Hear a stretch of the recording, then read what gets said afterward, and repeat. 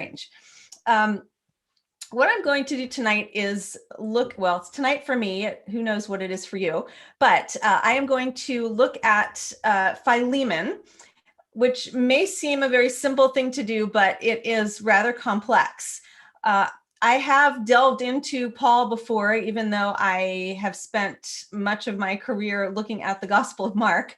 But I've been looking at stories or narratives, and I've also spent a lot of time delving into some interdisciplinary studies, particularly thinking about the way we think and process texts. And one of my big concerns is to think about how texts shape us, how we are shaped by texts, how people communicate with other people through texts, and how not just individuals, but in communities, and how identities of communities and individuals are shaped by texts. Why are we still reading these texts, and why do they continue to move us? And I think it's not just because we are looking at these texts as objects. I think they affect us more on a cognitive and emotional level. And so that's why are texts meaningful? That's something that's very interesting to me. And I find employing some cognitive methods or delving into this, not as a replacement for textual analysis, but something that I can bring alongside to it, helpful to me. So this is, I guess, a little bit experimental, so I'm looking forward to the Q&A time, as well as just sharing some of the things that I've been thinking about with you. So that said, I begin with, so the title of the talk, which I'm sure you've seen, is The Textual Construction of Early Christian Identity in Cognitive Perspective, Philemon as a Test Case. And I have used as a point of departure some work by Judith Liu, who has looked at texts as a construction exercise. And so she says this in an article or a book that she's written, that texts play a central part, not just in the documentation of what it meant to be a Christian, but in actually shaping Christian identity. And in an article that she wrote for NTS, she said this, that Paul employs letter writing effectively to construct an imagined textual community. Now, I've taken some of these concepts and taken these to narrative, and so looked at how Mark, for instance, or how others have taken these two stories. And I want to come back and think about, well, how are letters, and look at Philemon, because this is not something that Professor Liu has done, particularly Philemon. So I want to think about how we might approach Paul's letter with regard to this idea of how texts shape worlds, how they shape ideas, how they shape what it means to be a Christian. And what Professor Liu does is she looks at how texts work in shaping symbolic worlds or worldviews. And she speaks about a symbolic universe, which others may use the idea of the worldview. And this refers to perceptions or values and beliefs about how the world works and how human beings function in it. And texts, among other things in culture, will reveal a symbolic universe, and texts will reveal these very things, our perceptions and values and beliefs about how the world works and how human beings take their place in the world. And so what Professor Liu does is she will look then at how texts work in this way. What she doesn't do, and what I would like to do, is to fill out some of her ideas by bringing in how the mind works, or how we process such things like texts and culture. So I guess I see the kind of the mind working in the middle to connect texts and culture in the way we process. So texts and cultural elements being some of the input in our minds as we process these things to make meaning out of what we experience and see. And so as Paul Ricoeur said in his interpretation theory, texts can provide the outline of, well, of a way of being in the world and also of a new way of being in the world. Texts can offer the images and language with which we can construct an alternate world so that readers and hearers may enter it.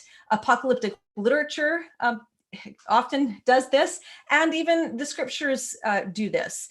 And I think the scriptures in both in the Hebrew Bible, so Israel scriptures, and then the New Testament scriptures will try to offer the only world that's reasonable or desirable for the hearers or the readers to enter and to define their lives and communities in this way. And so the reason I have Deuteronomy 6 up here on the screen, this is at the point where Moses is reiterating the covenant and giving the law, and he says, when your children ask you, why are we doing these things, then tell them the story, tell them the old story of how the Lord brought you out of Egypt and saved you and did these things for you, and this is why you're doing this. And so these are the perceptions, these are the values, these are the beliefs about how the world works, and this is how you function because of it. You obey these commands because of what the Lord has done. And this is an alternate way of being in comparison with other ways of being. And this sort of meaning making doesn't happen individually or by individuals. It happens in community. Now,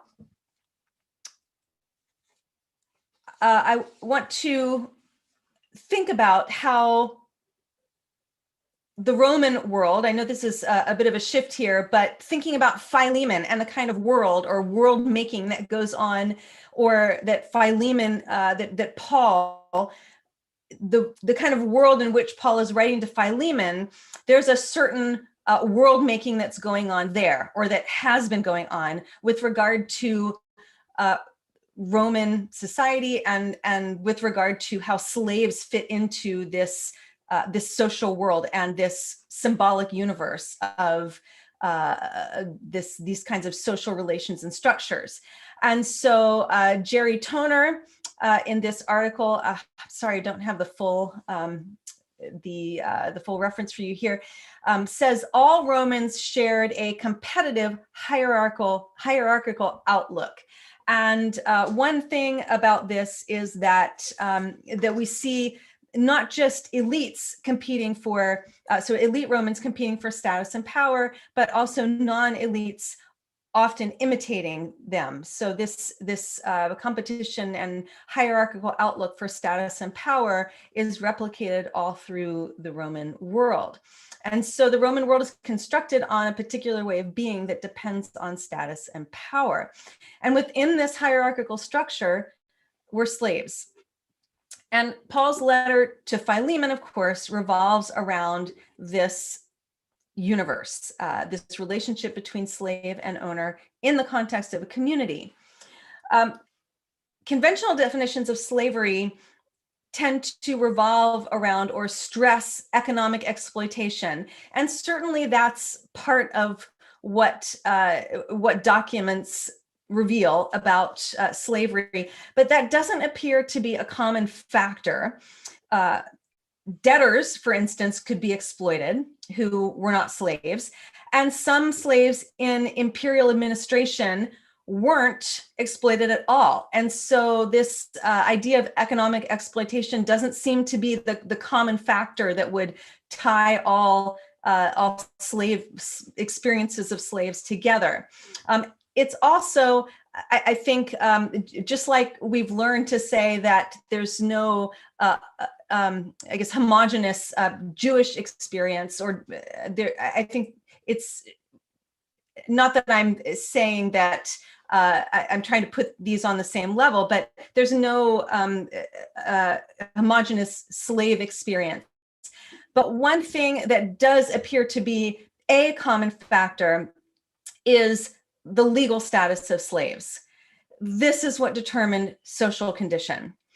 And so, for instance, Gaius, who, actually, I think I want to point to Aristotle first.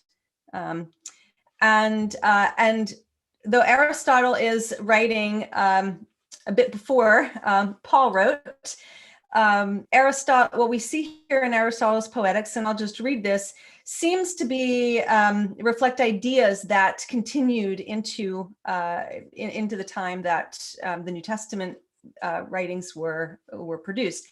And so Aristotle says this: he is by nature a slave who is capable of belonging to another, and this is why he does so belong, and who participates in reason so far as to apprehend it, not to possess it. For the animals other than man are subservient not to reason by apprehending it, but to feelings. And also the usefulness of slaves diverges little from that of animals. Bodily service for the necessities of life is forthcoming from both, from slaves and from domestic animals alike. The intention of nature, therefore, is to make the bodies also of freemen and of slaves different, the latter strong for necessary service, the former erect and unserviceable for such occupations, but serviceable for a life of citizenship. And then a little later, or several centuries later, so around the mid-century, 2nd century CE, we have Gaius, who was an expert in the law, who wrote a manual of Roman law called the Institutes, clarified then the place of slaves in terms of alien law, or where foreigners would fit.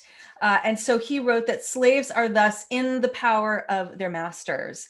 And so this seems to be what the common factor is, or the common denominator is that that slaves were people under power, or bodies. I would say bodies who were under power. And so I think this is the important factor to see here, that slaves were not those who were autonomous, those who were not of their own. They were considered, I think this is pretty powerful. Orlando Patterson speaks this way, that slaves were like dead people walking, because they didn't have their own agency. So this is the kind of world into which Paul is writing, and I think it's important to see that that even in the New Testament, we do have some texts that are addressing.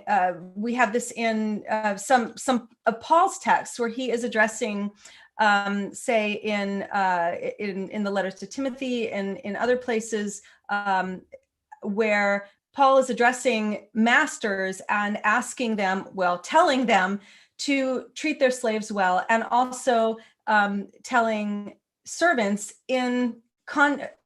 or slaves in contexts of persecution, or context of suffering, that they should obey their masters. So I think this gives us a picture of a situation in which Christian owners were not always treating their own slaves in a way that was always kind. And so in this context, I am proposing that Paul is writing not only to, address Philemon in this situation, but as he's writing to this larger group, which I'm going to speak about a little more in a moment, that he's constructing, this letter is in many ways constructing a new reality. And so I want to show how Paul's letter writing functions to create a world in which owner and slave and the larger community may live in relationship with each other. Now, Judith Liu looks at the textual construction of early Christian identity through letters, as I mentioned, And she views these as cultural symbols that reveal and generate relationships and practices of a community. And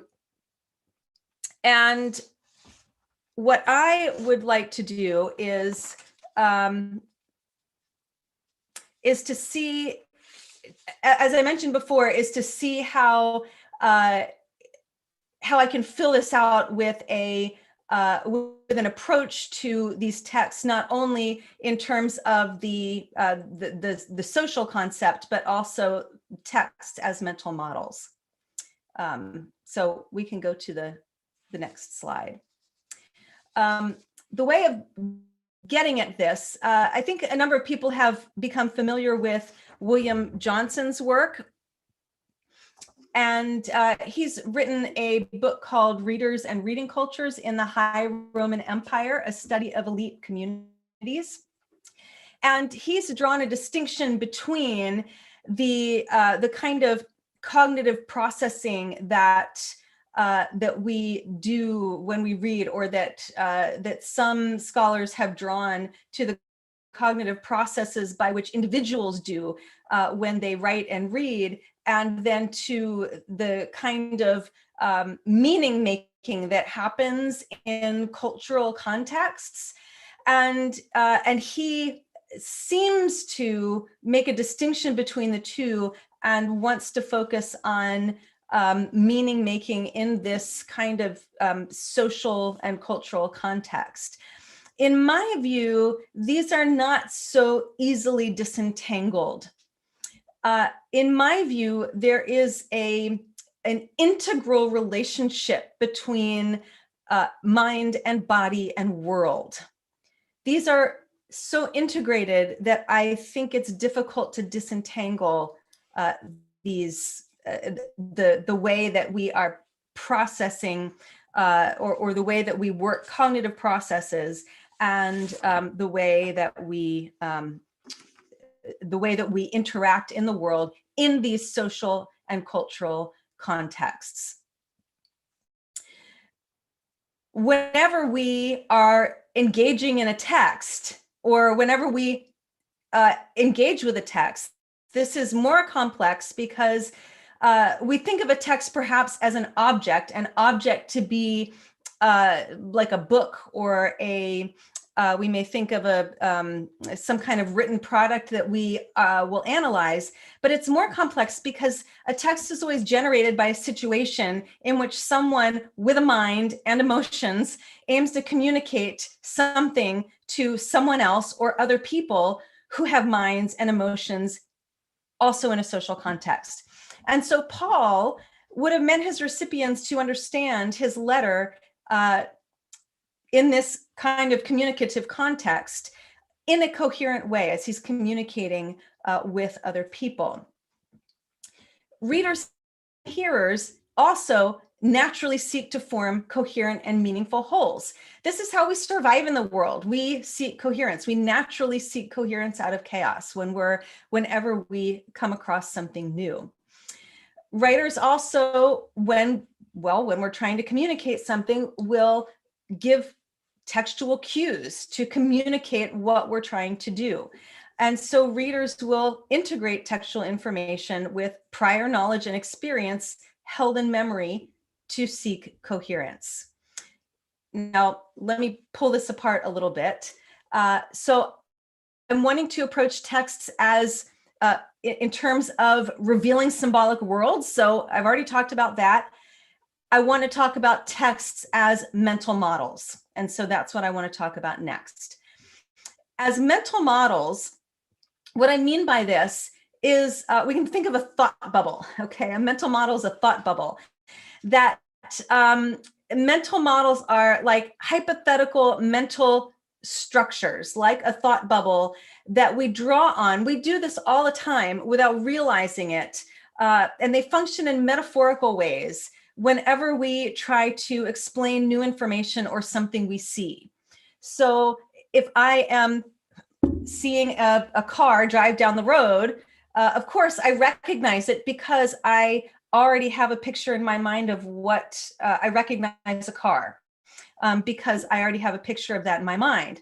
Someone who's never seen a car before might see it drive down the road, and actually, my son, who's now 17, when he was very little and in the doctor's office, he saw a wheelchair and he called it a car because it had wheels, and he associated everything with wheels as a car. And so when I explained to him that's not a car, that's called a wheelchair, he learned a new concept. And he was able then to kind of branch out with his language learning and also with his concepts. And so we integrate textual information as we experience things in the world, mind, body, world. They are connected. We will construct mental models of objects, events, situations, persons, texts.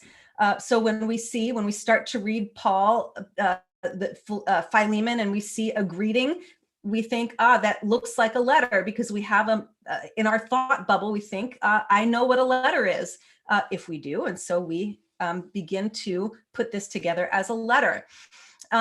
Crucially, as I mentioned, our mental models are culturally shaped. So if I say evangelical or liberal or socialist or Pharisee or Roman or slave, these concepts trigger a mental model that's informed by prior knowledge, including textual knowledge or social knowledge. And this prototypical knowledge allows us to apply general characteristics about what we know that person to be like in a top-down way. But then through an encounter in real time with persons in social situations or through a text, we integrate new information in a bottom-up way to update the mental model, either confirming what we have, what we know, or revising what we know. And that means that mental models are dynamic, not static structures. So I know that's a lot of technical talk here, but hopefully that will make sense as we go through. Paul, like other writers, would have an audience in mind. So we can, again, think of a thought bubble. If I had thought ahead, I would have put a little figure of Paul down under the thought bubble, thinking of his audience, thinking, how am I going to communicate with them? What audience do I have in mind? It wouldn't be the actual audience, but because he doesn't know who's actually going to be there. Well, he's, I guess, assuming Philemon will read, but he doesn't know who else is all going to show up. And he also has no control over that audience. He doesn't know whether Philemon is actually going to do what he says or not. He hopes, but he doesn't know. He has no control over that, but he has a thought bubble or a mental model of the audience he wishes to whom he wishes to communicate, and he's going to communicate through words, sentences, semantic and syntactical relationships, themes, content, so that he can persuade. And so when we think about the textual information that for cognitive processing that a writer will use in order to, and this isn't exhaustive, but these are the kinds of things that I'm going to pay attention to as we look at Philemon, that Paul would have chosen textual elements, again, words, sentences, I list them here, in order to communicate textual coherence to an audience and also to influence them. Also breaks in the pattern of normal usage. And so if a sentence, if an audience is used to a sentence structure going a certain way, and then Paul decides to change it up, then Steve Runge calls these speed bumps. It will slow us down and slow the audience down. They think, I need to pay attention here. It gets their attention and has them look to see what's happening. And then also the other thing is repetition. That's another thing that I'm going to pay attention to here. So repetition would be then the paying attention to the this is an important way of suggesting cues that help readers or hearers organize what they encounter in a text. And so as readers process in real time, they might hold a textual element in working memory and then integrate one element with the next, refining their understanding as they go. So as Paul mentions one thing, like he mentions his heart, and he then mentions it again and then again, and we'll look at this, that there's a refinement that goes on and a building that goes on that creates coherence and that has this persuasive effect. And so here's where I'm going with all of this. What is Paul intending to do? There is some debate, of course, because Paul never mentions what he actually wants Philemon to do. Does he want Philemon to free Onesimus or not? Does he want manumission as the outcome, or does he simply want a restored relationship? And the crux of the matter is that Paul doesn't explicitly say. And what I want to argue is that Paul's intention, while it may not be explicit, Paul's intention is implicit. That doesn't mean that it isn't clear. And so Paul is, and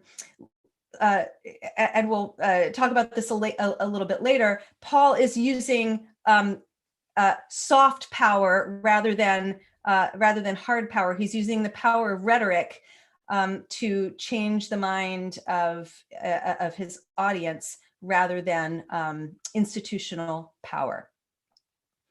So now we'll get into the text itself.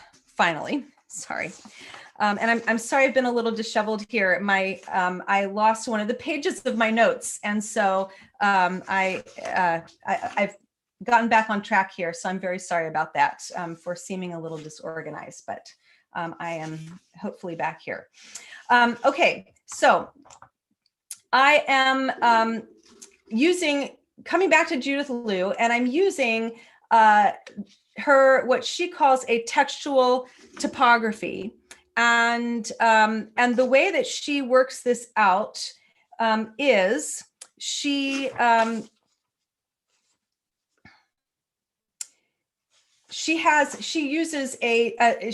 at, as I mentioned, the textual construction of using the textual construction of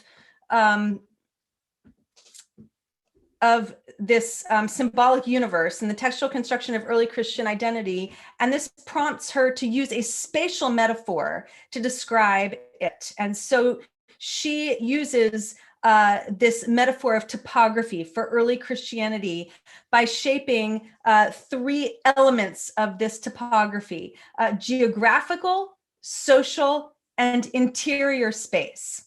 And I'm going to add one more at the end, which is extended space. So we'll look at these elements of this world, this symbolic universe that I'm going to apply to Philemon. How does Philemon, or how does Paul construct this symbolic world, this alternative world for Philemon and his readers to enter through the shaping of geographical, social, and interior, and then extended space. And I'm going to look at this through, I guess, a culturally, socioculturally informed cognitive lens. Okay, so by shaping this sort of topographical space, Judith Liu argues that letters construct a new way of ordering experience and reality. And so this means by looking at this in a mind, body, and world kind of way, it means that there's an old way of ordering experience and reality. There's a reigning symbolic universe that's up for challenge about the way we think, the way we exist. And And in this social world, this old world, this new world that Paul is that Paul is negotiating, it's about the order of the social world in which some human beings are perceived to be inferior and others superior. And so this affects the performance of social functions in the Roman world and the performance of social functions in the church.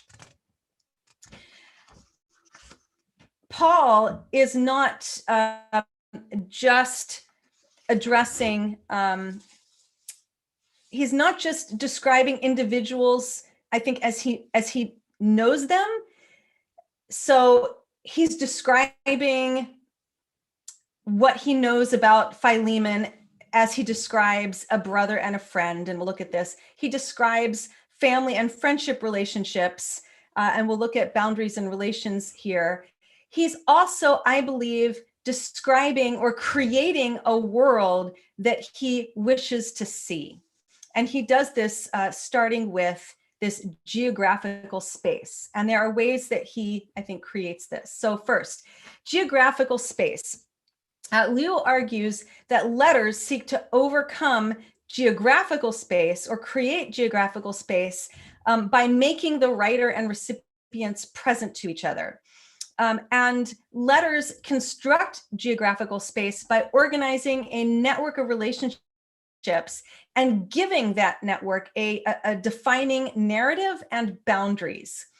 And so I am going to look at how Paul's letter to Philemon creates both geographical and narrative boundaries in the opening and in the prayer. And so first, these boundaries, these geographical boundaries, and there's some overlap with the social space that we'll see, because the geographical boundaries are, of course, very social. Paul doesn't address the letter to Philemon alone or to an ambiguous collection of people, but to a unified and bounded group that he structures right from the very beginning. He creates closeness by naming Timothy, ha Adelphos, who is someone who is likely known to Philemon and his community in friendship. And then Paul names 4 recipients: Philemon, our dear friend and co-worker, Apphia, our sister, and Archippus, our fellow soldier. And then the church that meets in Philemon's house. Paul says he's in prison for the sake of the gospel. And so this introduction binds Paul and the recipients of the letter in a gospel partnership. And he mentions this, this gospel partnership again in the prayer, and then again towards the end. And we're going to look at this language again, this koinonia, this partnership language. So Paul fuses these familial and these categories of work and family, of partnership and family at the beginning, and maps out these social and relational boundaries at the very beginning by the way he names the people involved, and he puts them in relation with each other to shape perceptions and new norms. And so as I mentioned, I don't think he's just describing these individuals like, oh, here's good old Apphia, our sister, and good old Archippus, our fellow soldier. He's putting these individuals in relation together and describing family, friendship, gospel partnership, and church as the context, as this kind of geographical context for understanding, if you will. This is the structure, the mental model for this this letter. And so by writing this personal letter to a group, this is already placing, it's not only placing a geographical context for the letter, it's also already placing pressure on Philemon to enter this world of family, friendship, gospel partnership, and church, because he knows that everyone is listening in and seeing this this model. Then second, the prayer, we see this kind of narrative mapping and this thematic mapping of what Paul will really will develop throughout the rest of the letter. So Paul has marked out the group as the recipient, as recipients. Then he reverts to the second person singular in the prayer. So he says, I thank my God when I remember, every time I remember you. And through repetition, so here we have this repetition that I mentioned before, and the emphasis of familial language in the prayer that recalls, it continues to emphasize, and so continues to drive home, I think, cognitively, this importance of family, this familial language in the opening prayer. Paul says he gives thanks because he's heard about your love and faith. And we can see then it's your love and your faith for, and he reverses this for, I don't have this on the slide, but you can look at it in the text, for the Lord Jesus and for the saints. But he puts this here, I give thanks always because I hear of, and you can see this, the Sue, I hear of you, the love and the faith. So I hear of your love and faith. This is put in a prominent position to draw attention to this. So again, here's one of these speed bumps of giving attention to this, what Paul is making prominent for his hearers, getting their attention as they're hearing this text, that we might not always see as we're looking at this in English, and then Paul, as he's praying, he continues to address this repetition of faith and love. So then he says in verse 6, I pray that your partnership in the faith may become effective. And there is some debate here about whether this he koinonia tes pisteo sou, whether this refers to the generosity of Paul's faith. So whether this tes pisteos sou is referring back to in verse 4, tain piston. So it's like the generosity of that faith that I was talking about in verse 4, your faith that we were just looking at, that might become effective. I kind of, as I've been looking at this, I went back and forth, but the thing that seals the deal for me is that Paul has already mentioned in verse 1, he signaled out Philemon as a beloved co-worker with him when he first introduced Philemon. And then, so Philemon is the beloved co-worker. I know that's a different word, but it's, in the same kind of idea of this partnership, the soon ergo. And then in verse 17, a little later, he says, if you consider me your partner, ekes koino non, then receive Onesimus as you would me. And so there seems to be this, Paul is praying that this that Onesimus would become effective. Essentially, this partnership in the faith might become effective when he understands all the good that we may do for Christ. I take this as then later he's praying that the partnership in faith might become effective by welcoming Onesimus, even though he doesn't say that here. But this is a building of this idea here. And then the love. So he's extrapolated on the faith, that he's heard about, now the love. He gives a reason for thinking that his prayers will be effective. For I have had much joy and comfort in your love, because the hearts, splagnon, of the saints have been refreshed through you, my brother. And there are a few things to note about this. This heart, this inner being, the splagnon. Ben Witherington notes that this term was used to describe a parent's intimate relationship with their children.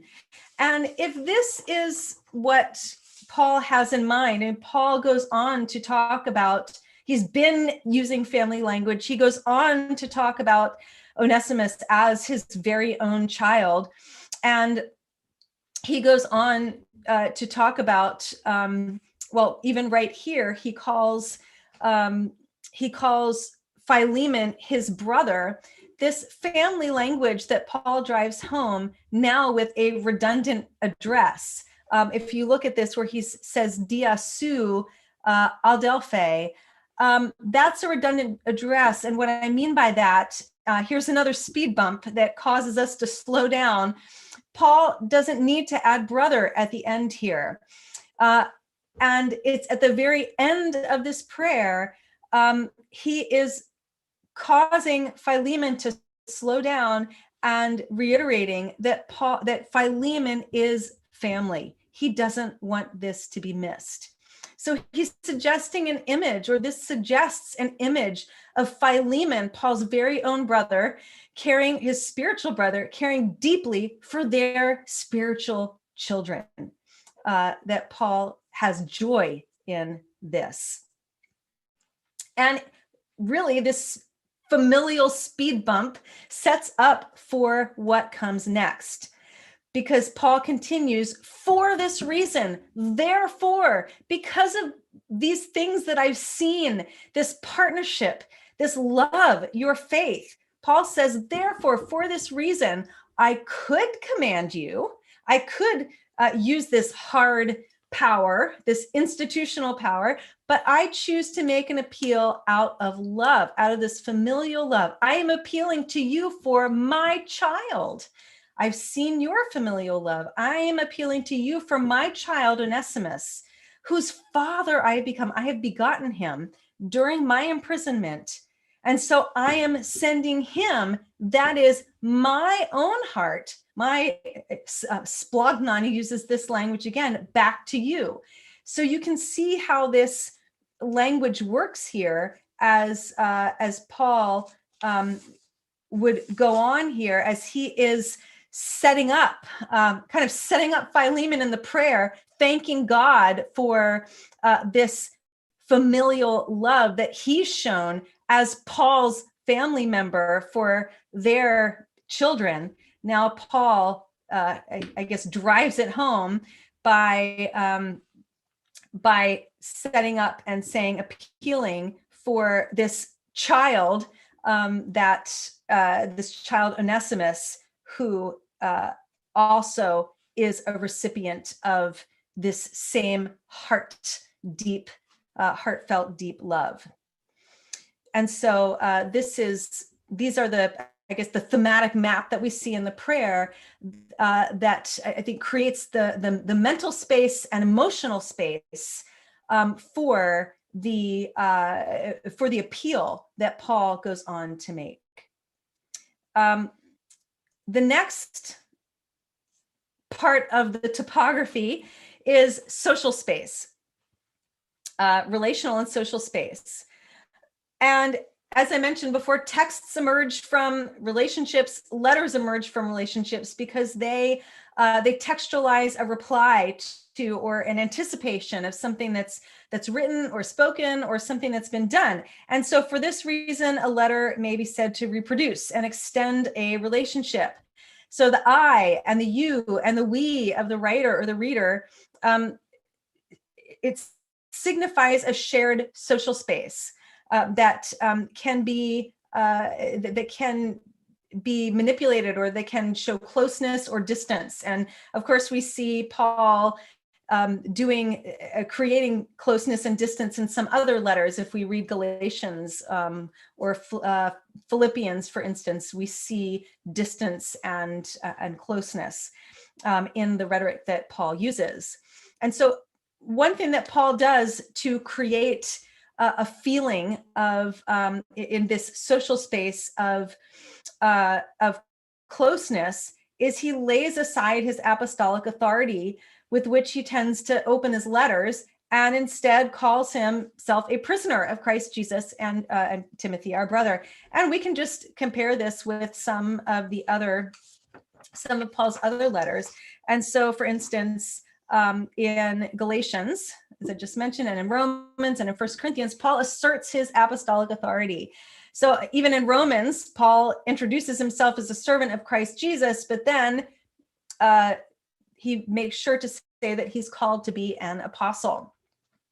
So in all of these other places, it's important for him to introduce himself as an apostle. But for this letter, Paul is creating this closeness, leveling the playing field, so to speak, by and not just leveling the playing field, but again, I think I mentioned this before, by calling himself a prisoner, he is a prisoner for the sake of the gospel. So it is, he's not just setting aside his apostolic ministry, but he's reiterating or drawing attention to the common project in the gospel.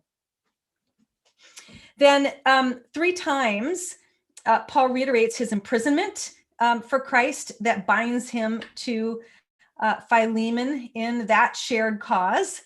So not just by saying that he's a prisoner for the gospel, but then he repeats that he is imprisoned for the gospel. So that then he's kind of planted that seed in his introduction of himself.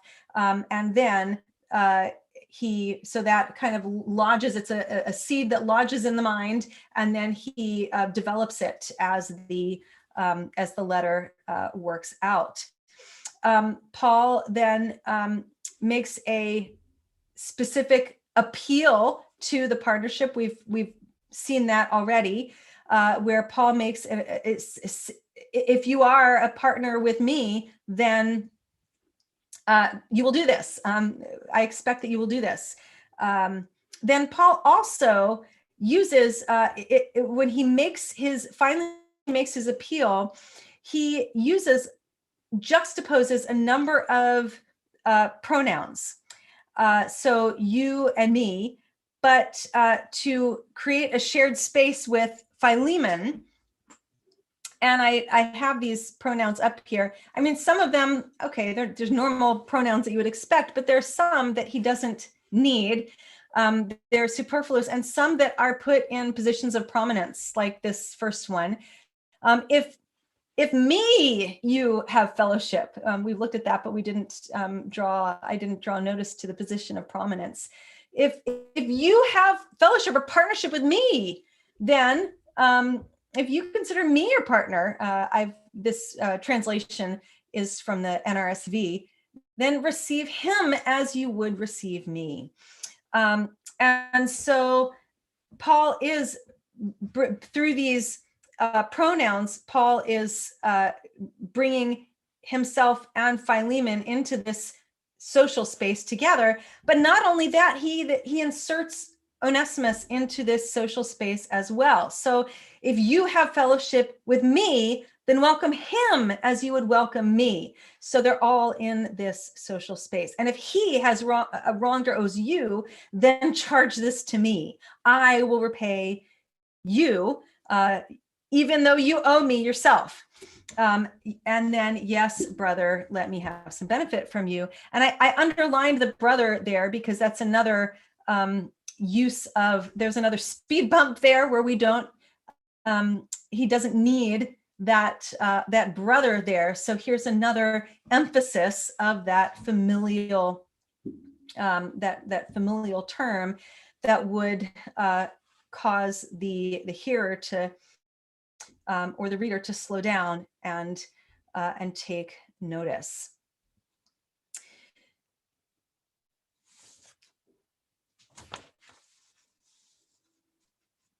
The next space or part of the topography that I want to look at is interior space. Letters create interior space because they have a tendency to reveal the inner self of the writer through self-expression, and the inner self of the reader through self-reflection. Liu comments that the letter framework of intimacy in relationship is instructive because the letter provided an appropriate context for self-reflection while at the same time encouraging someone else to do the same. One way that Paul creates both social and interior space in the letter is through repetition. And so in the opening thanksgiving and intercession, Paul binds himself to Philemon through the language of partnership and family, as we've seen. And I want to put this all together now because this we've already seen how Paul uses this love and heart language in verse 7, and then in verse 12 and 17. But I want to see this together because this is where Paul, he's prayed for this, that Paul would grow in his, he has joy and comfort in, he's thanking God for the love that he's seen in Philemon because of this familial love that he's shown. And then he's sending Onesimus back, his own heart, Paul is. And then he says, if you have me as a partner in the gospel, you refresh my heart in Christ. So treat me as family. And so this is all, I think, working up. This is indeed a context in which Paul is coming full circle in building up these familial terms. And Paul is, I think, wanting this refreshment by seeing this refreshing of the heart of the saints and benefiting from this himself. And so finally, and here's where we'll wrap up, back to this idea of what Paul intends. As I mentioned, there's debate about whether or not Paul wishes for Philemon simply to welcome Onesimus back as free or to offer him manumission. Paul never says, but I think that there's enough textual cues through this rhetoric and these the ways that Paul is using textual cues that readers would process on a cognitive and social level to be able to fill in gaps to make meaning and understand Paul's intention. Some think that, I mean, there are various views of this that I won't go into. We can discuss it in the Q&A time. But certainly manumission would have been an option here. It would have been in the social and mental framework of those who would have heard this letter.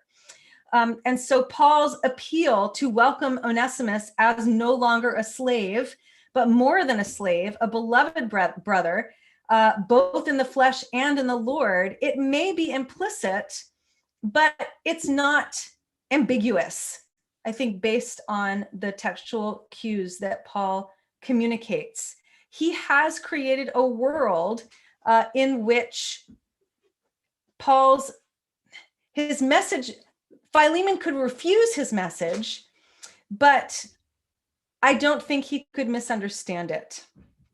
Paul is communicating using soft power that he wishes Philemon to set Onesimus free.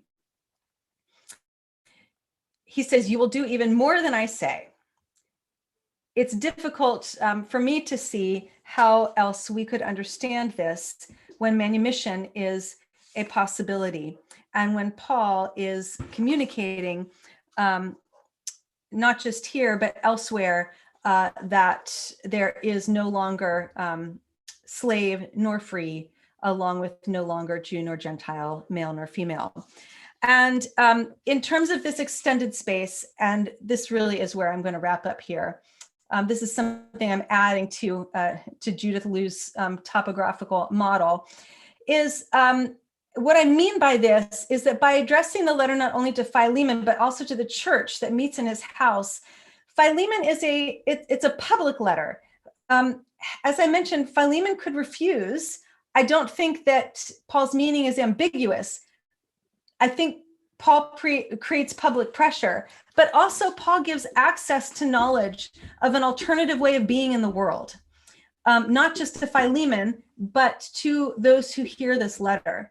And so as a result, the letter functions as a resource for metacognition. If Philemon were to act according to Rome's symbolic world, a majority of the society would not judge him to be ethically deficient. Paul could punish Onesimus in various ways, and that would not be seen as ethically deficient according to Rome's symbolic world. But Paul has created a different world, or a different way of ordering the world, one with a different law in which there is no more Jew or Gentile, as I mentioned, no more slave or free. So judging what is right to do according to this law, it may not call for the abolition of slavery. I don't think that was part of the mental model, but it does overturn a way of thinking and acting with regard to status and relationships within a particular socio-cultural milieu. This overturning, as Philemon processes and as the community processes the letter and thinks about who has status, who has a body, who counts according to the law of the gospel, I think it would challenge core expectations and values of Roman culture that likely seeped into the church and into Christian relationships. And so Paul's letter would, I think, compel the audience then and of every reception to think about why they do what they do, or what they take to be conventional ideas of status, relationship, and partnership, so that they may interpret their own actions and choices. And actually, by not telling Philemon what to do, Paul provides an opportunity for theological reflection and reasoning against a cultural backdrop. And the very, very last thing, which I find really interesting, is that Luke Timothy Johnson, in his recent book, Constructing Paul, argues that he asked the question, why did Philemon survive? It's this tiny little letter. Why in the world did it survive? Why did anyone keep it? And so he has proposed, he sees Colossians and Ephesians as authentic Pauline letters. And he has this proposal that these three letters, and perhaps more, were delivered, that Tychicus delivered them as a multi-pack letter, and that Philemon would be receiving back not only his slave together with Paul's delegate Tychicus, but also reading the letter carried by that delegate together with the rest of the Colossian community. And he would hear, and the Ephesian community too. And so that when these communities heard Philemon, they also were hearing Philemon read out with the letters to Colossians and Ephesians. And so if you think about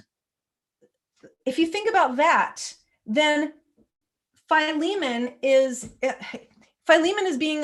being read and processed as a kind of a live parable, if you will, or a live opportunity, a parable for acting out or applying what we see in Colossians and Ephesians about clothing yourself with the new self, being renewed according to the image of the Creator, being, as Paul says, that, and as I've said umpteen times, no more Jew nor Greek, circumcised or uncircumcised, barbarian, Scythian, slave, and free, that we are all called into the one body, and in Ephesians that Christ is creating in himself the one new humanity and making peace. I will end there. Thank you very much.